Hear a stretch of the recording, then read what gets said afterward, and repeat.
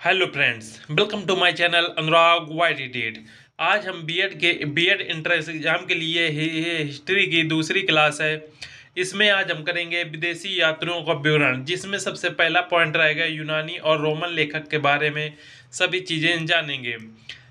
Herodotus की पुस्तक Historica अर्थात हिस्टोरिका जो पुस्तक लिखी है वो हेरोडोटस ने लिखा है तथा हेरोडोटस को इतिहास के पिता अर्थात इतिहास के जनक भी कहा जाता है। हिस्टोरिका पुस्तक में हमें 5वीं शताब्दी ईस्वी पूर्व भारत और फारस के संबंधों का उल्लेख मिलता है। हिस्टोरिका जो पुस्तक है इसमें हमें भारत और फारस के संबंधों का उल्लेख मिलता है। नेक्स्ट हमारे पॉइंट है सिकंदर के जो समकालीन थे वो थे निर्याकस, आनेसिक्राटस एवं अरिस्टोबुलस के विवरण अधिक प्रामाणिक एवं विश्वसनीय है। नेक्स्ट पॉइंट है सिकंदर के बाद के लेखकों में 3 राजदूतों मेगास्थनीज, डायमेकस तथा डायनोसियस उल्लेखनीय है। नेक्स्ट महत्वपूर्ण पॉइंट है एग्जाम में हर बार पूछा जाता है सेल्यूकस निकेटर के जो राजदूत थे वो मेगास्थनीज थे तथा मेगास्थनीज जो बनकर आए थे ये चंद्रगुप्त मौर्य के राज दरबार में आए थे तथा मेगास्थनीज की एक महत्वपूर्ण पुस्तक है इंडिका। इंडिका जो पुस्तक लिखी है ये मेगास्थनीज ने लिखी है और इस इंडिका पुस्तक में हमें मौर्यकालीन समाज एवं संस्कृति का वर्णन किया गया है।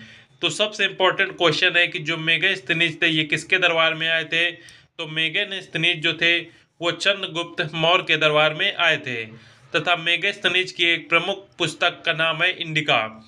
इंडिका जो पुस्तक है ये मौर्यकालीन समाज एवं संस्कृति का वर्णन है इसमें।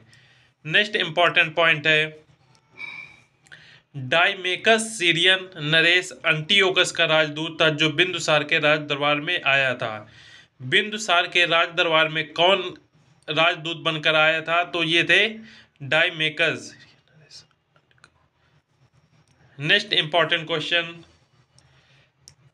डायोनीसियस मिस्र नरेश टालमी फिलाडेल्फस का राजदूत था जो अशोक के राज दरबार में आया था। अशोक के राज दरबार में आने वाले राजदूत का नाम था डायोनीसियस। नेक्स्ट है टालमी ने दूसरी शताब्दी में जियोग्राफी नामक पुस्तक लिखी। ये बहुत ही महत्वपूर्ण क्वेश्चन है, जियोग्राफी नामक पुस्तक किसने लिखी, तो जियोग्राफी नामक पुस्तक लिखी थी टालमी ने। नेक्स्ट क्वेश्चन है प्लिनी ने प्रथम शताब्दी में नेचुरल हिस्ट्री नामक पुस्तक लिखी। जो नेचुरल हिस्ट्री पुस्तक थी ये प्लिनी द्वारा लिखी गई है। नेक्स्ट पॉइंट है नेचुरल हिस्ट्री में पेड़ पौधे, खनिज पदार्थों, भारतीय पशुओं आदि का उल्लेख मिलता है। नेक्स्ट है पेरिप्लस ऑफ द इरिथ्रियन सी नामक पुस्तक के लेखक के बारे में जानकारी नहीं है। इसका लेखक पहली शताब्दी में हिंद महासागर की यात्रा पर आया। इसने उस समय के भारतीय बंदरगाहों तथा व्यापारिक वस्तुओं के बारे में जानकारी दी। यदि पूछा जाए कि बंदरगाह एवं व्यापारिक वस्तुओं की जानकारी हमें कौन सी पुस्तक से मिलती है, तो ये एक पुस्तक है पेरिप्लस ऑफ द इरिथ्रियन सी। इस पुस्तक के जो लेखक हैं ये अभी तक ज्ञात नहीं है कि ये पुस्तक किसने लिखी है। नेक्स्ट हमारे पॉइंट रहेंगे चीनी लेखक। चीनी लेखक जो थे इसमें सबसे इम्पोर्टेंट है फायान और वेनसांग। फायान जो थे ये 5वीं शताब्दी में चंद्रगुप्त द्वितीय के समय भारत आए थे तथा इन्होंने तत्कालीन मध्य भारत की सामाजिक, आर्थिक तथा धार्मिक स्थितियों पर प्रकाश डाला। तो एग्जाम में पूछा जाएगा कि फायान किसके दरबार में आए थे, तो फायान चंद्रगुप्त द्वितीय के समय भारत आए थे। नेक्स्ट है वेनसांग। वेनसांग 7वीं सदी में हर्ष के शासनकाल में भारत आया था। वह भारत में 16 वर्षों तक रहा तथा 6 वर्षों तक उसने नालंदा विश्वविद्यालय में अध्ययन किया। तो वेनसांग हर्ष के शासनकाल के दौरान आए थे और उन्होंने भारत में 16 वर्षों तक रुके तथा नालंदा विश्वविद्यालय में 6 वर्षों तक उन्होंने अध्ययन किया। नेक्स्ट क्वेश्चन है वेनसांग की भारत यात्रा के वृतांत सियूकी नाम से जाना जाता है। सियूकी जो है ये किसके द्वारा रचित है, तो सियूकी वेनसांग द्वारा रचित है तथा इसमें भारत यात्रा का वृतांत है। नेक्स्ट है वेनसांग को प्रिंस ऑफ पिलग्रिम्स अथवा यात्रियों का राजकुमार भी कहा जाता है। नेक्स्ट पॉइंट सिंह 7वीं सदी के अंत में भारत आया था।